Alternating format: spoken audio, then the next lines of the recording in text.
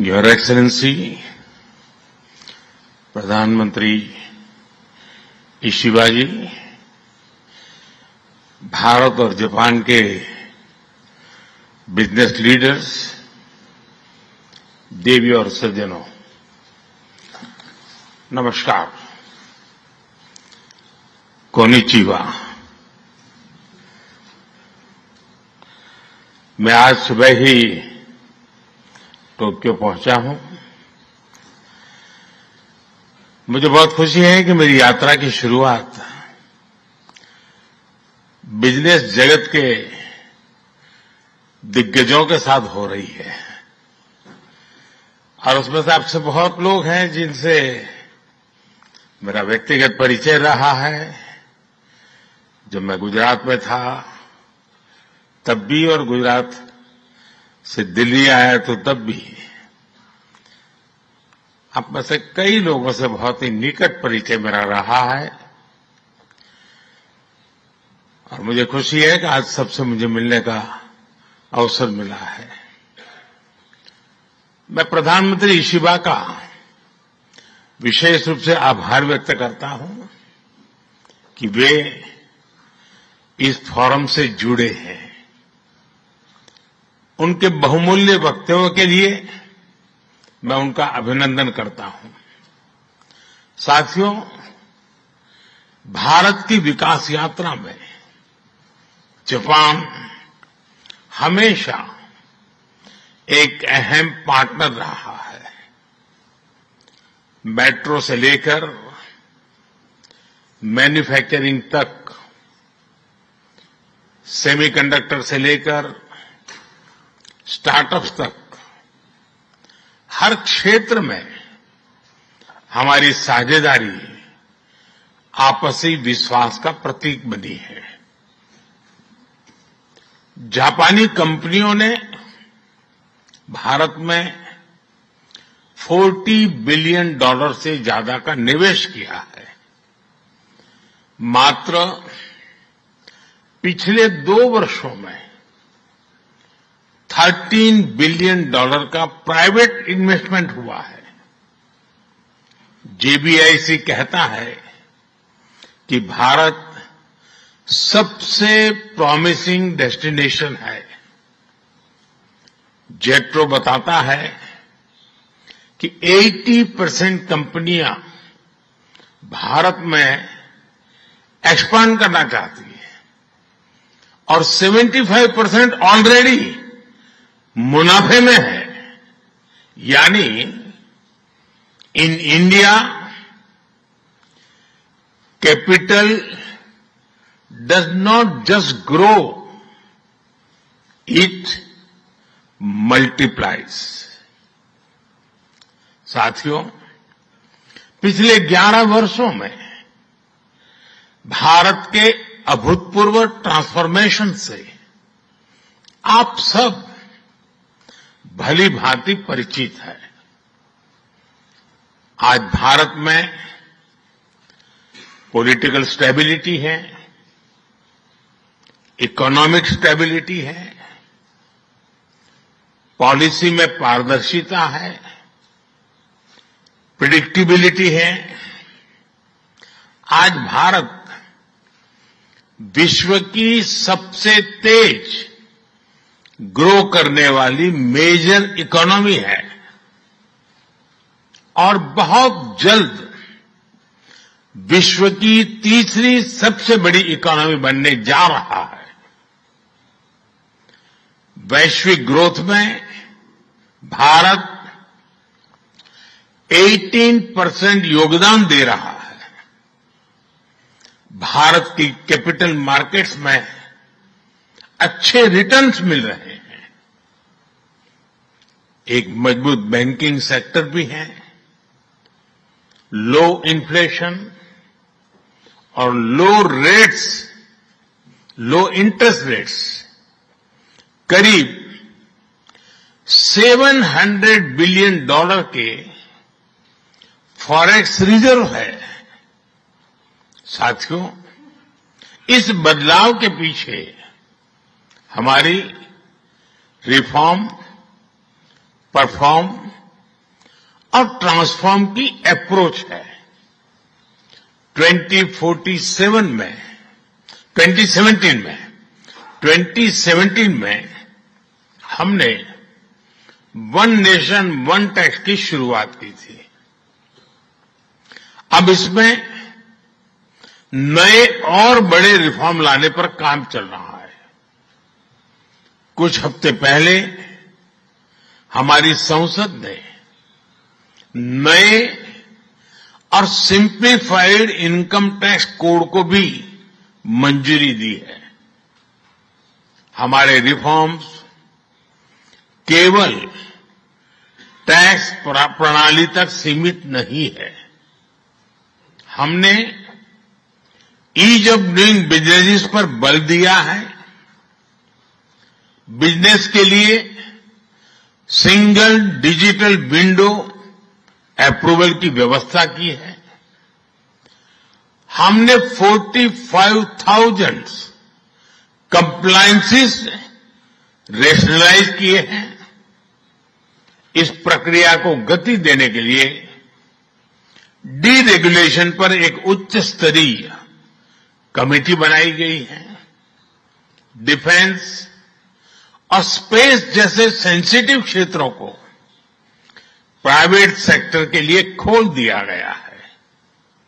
अब हम nuclear energy sector को भी खोल रहे हैं। साथियों, इन रिफॉर्म्स के पीछे हमारा विकसित भारत बनाने का संकल्प है, हमारा कमिटमेंट है, कन्विक्शन है और स्ट्रेटेजी है। और विश्व ने इसे रिकॉग्नाइज ही नहीं, एप्रिशिएट भी किया है। S&P ग्लोबल ने 2 दशक बाद भारत के क्रेडिट रेटिंग अपग्रेड किए हैं।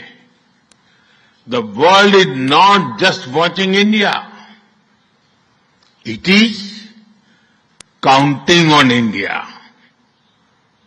साथियों, अभी भारत जापान बिजनेस फोरम की रिपोर्ट प्रस्तुत की गई। कंपनियों के बीच हुई बिजनेस डील्स, इसका बड़ा विस्तार से वर्णन दिया गया। इस प्रगति के लिए मैं आप सभी का बहुत बहुत अभिनंदन करता हूं।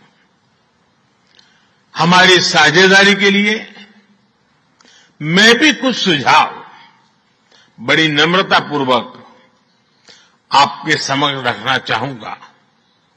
पहला है मैन्युफैक्चरिंग। ऑटो सेक्टर में हमारी भागीदारी बेहद सफल रही है और अभी प्रधानमंत्री जी ने इसका विस्तार से वर्णन किया। हम साथ मिलकर वही magic batteries, robotics, semiconductor, ship building और न्यूक्लियर एनर्जी में भी दोहरा सकते हैं। साथ मिलकर हम ग्लोबल साउथ, विशेषकर अफ्रीका के विकास में अहम योगदान दे सकते हैं। मैं आप सबसे आग्रह करता हूं, कम मेक इन इंडिया,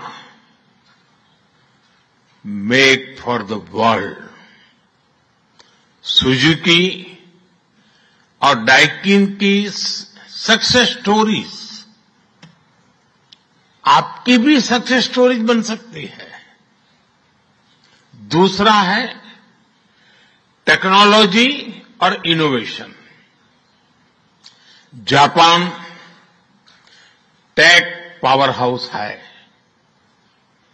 और भारत एक टैलेंट पावर हाउस है।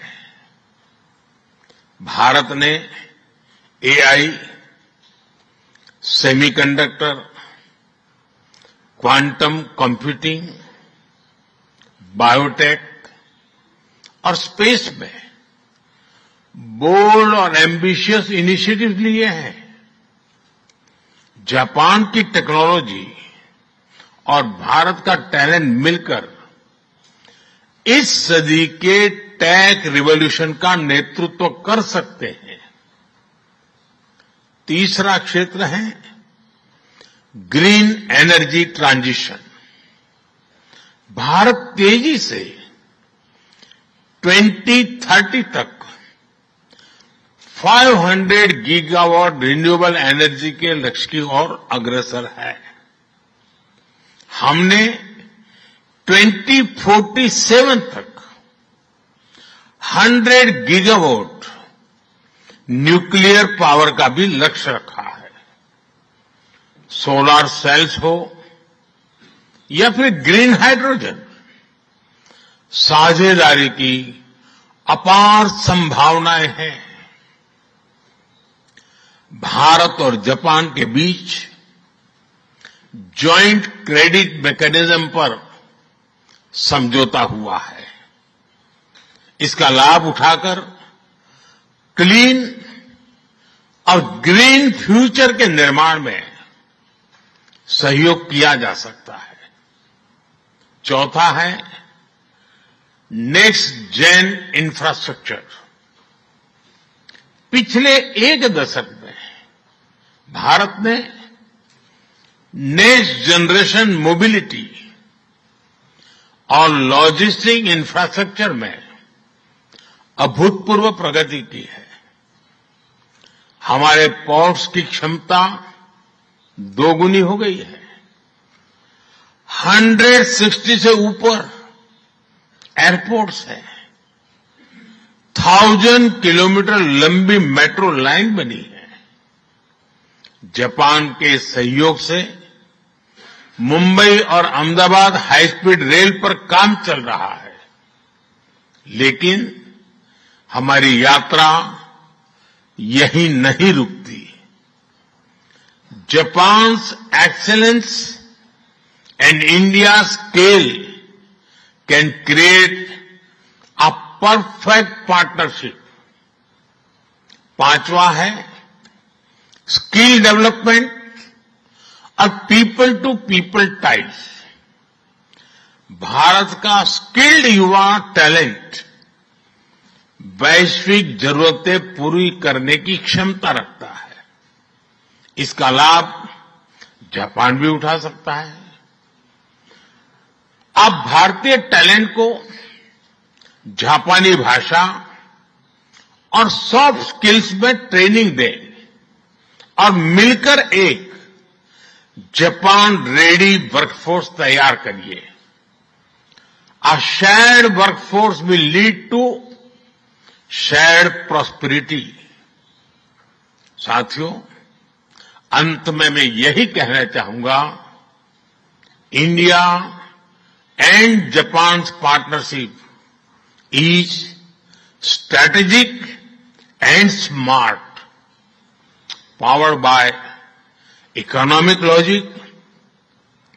We have turned shared interest into shared prosperity. India is the springboard for Japanese businesses to the global south.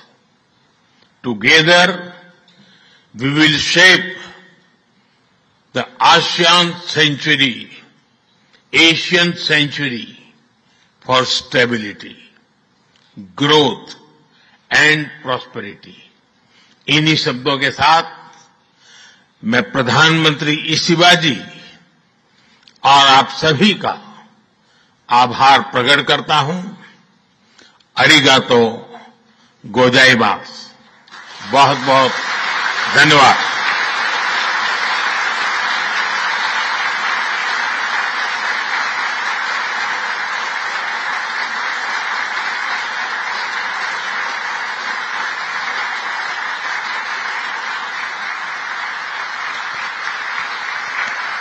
モディ首相、ありがとうございました。